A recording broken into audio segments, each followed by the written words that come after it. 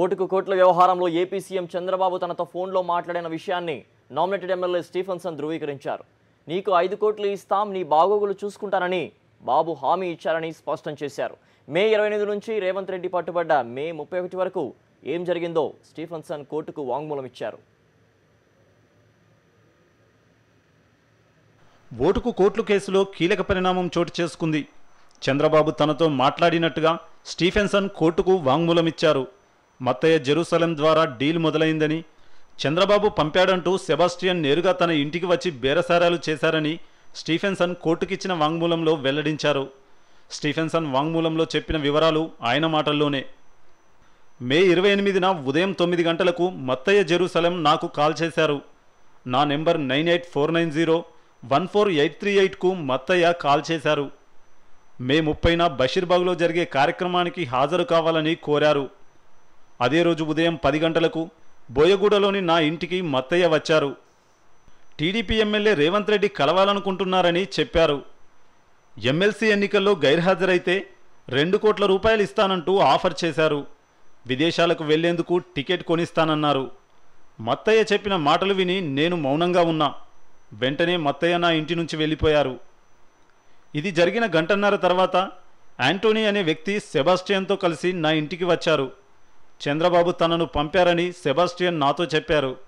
ఎన్నికల్లో గైర్హాజరైతే 2 కోట్ల రూపాయలతో పాటు కుటుంబం మొత్తానికి జెరూసలేం యాత్ర ఏర్పాటు చేస్తానని ఆఫర్ చేశారు. టీడీపీకి ఓటు వేస్తే 5 కోట్లు ఇస్తామని చెప్పారు. నేను తర్వాత మాట్లాడతానని చెప్పాను. మే 28న మధ్యాహ్నం 3 గంటలకు ఇదే విషయంపై ఏసీబీకి ఫిర్యాదు చేశాను. అదే రోజు సాయంత్రం 6 గంటలకు నా మొబైల్ నంబర్కు మత్తయ్య ఎస్ఎంఎస్ చేశారు. ఒక హోటల్లో కలుద్దామంటూ ఎస్ఎంఎస్ పంపారు. మే 29న వాట్సాప్లో నాకు మరో ఎస్ఎంఎస్ వచ్చింది. టీడీపీ క్రిస్టియన్ మైనార్టీ సెల్ నాయకుడు సెబాస్టియన్ కలుస్తారంటూ మత్తయ్య ఎస్ఎంఎస్ పంపారు.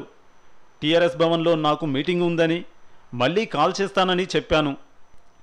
మే 29న రాత్రి 9 గంటలకు సెబాస్టియన్తో ఫోన్లో మాట్లాడాను. ఒక బాధ్యతాయుతమైన వ్యక్తితో మాత్రమే మాట్లాడతానని చెప్పాను. అదే రోజు జరిగిన తతంగమంతా ఏసీబీ డీఎస్పీ అశోక్ కుమార్కు వివరించాను. 30వ తేదీ ఉదయం రేవంత్ రెడ్డి సెబాస్టియన్లు తనను కలవబోతున్నారని ఏసీబీకి చెప్పాను. మే 30న ఉదయం 10 గంటలకు సెబాస్టియన్ నుంచి నాకు కాల్ అందింది.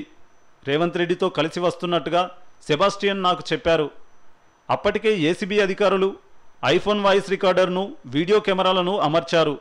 టీవీ వద్ద, నేను కూర్చున్న స్థలంలోనూ ఇలా పలు ప్రదేశాల్లో ఆడియో వీడియో రికార్డర్లను అమర్చారు. మే 30న మధ్యాహ్నం 12 గంటల సమయంలో రేవంత్ రెడ్డి సెబాస్టియన్ నా ఇంటికి వచ్చారు. నాతో మాట్లాడడానికి తనను ఆథరైజ్ చేసినట్టుగా రేవంత్ రెడ్డి చెప్పారు.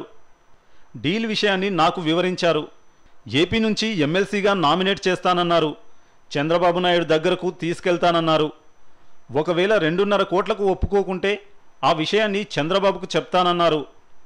ఎంత ఇస్తారన్నది చంద్రబాబే నిర్ణయిస్తారని రేవంత్ రెడ్డి చెప్పారు.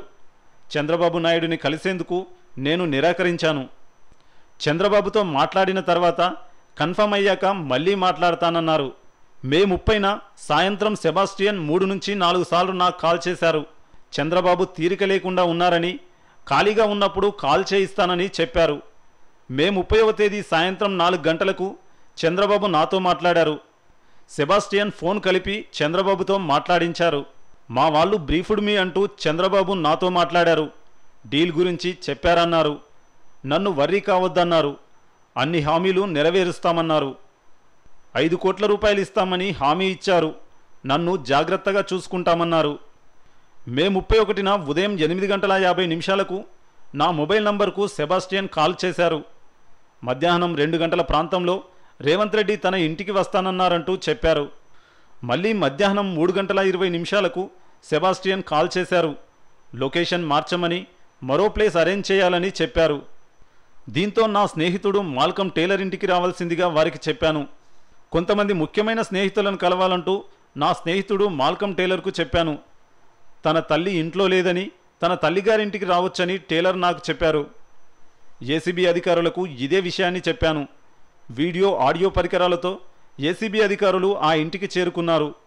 అప్పటికే నా మిత్రుడు టేలర్, నేను ఇంట్లో కూర్చుని ఉన్నాం.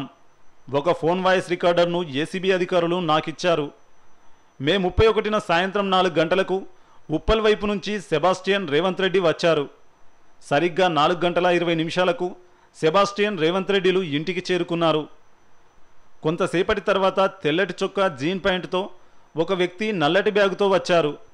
500 రూపాయల నోట్లున్న కట్టలను టీపాయ్పై పేర్చారు. ఒక్కో కట్టలో 2.5 లక్షలున్నాయి. 50 లక్షల మొత్తాన్ని రేవంత్ రెడ్డి నా ముందుంచారు. ఈలోగానే ఏసీబీ అధికారులు వచ్చి రేవంత్ రెడ్డిని డబ్బు తెచ్చిన వ్యక్తిని అదుపులోకి తీసుకున్నారని స్టీఫెన్సన్ వాంగ్మూలమిచ్చారు. నేను చెబుతున్న విషయాలన్నీ వాస్తవాలు. ఈలోగానే ఏసీబీ అధికారులు వచ్చి రేవంత్ రెడ్డిని డబ్బు తెచ్చిన వ్యక్తిని అదుపులోకి తీసుకున్నారని స్టీఫెన్సన్ వాంగ్మూలమిచ్చారు. నేను చెబుతున్న విషయాలన్నీ వాస్తవాలు. స్వచ్ఛందంగానే నేను ఈ వాంగ్మూలం ఇస్తున్నానని స్టీఫెన్సన్ పేర్కొన్నారు. జనరల్ డెస్క్, సాక్షి న్యూస్.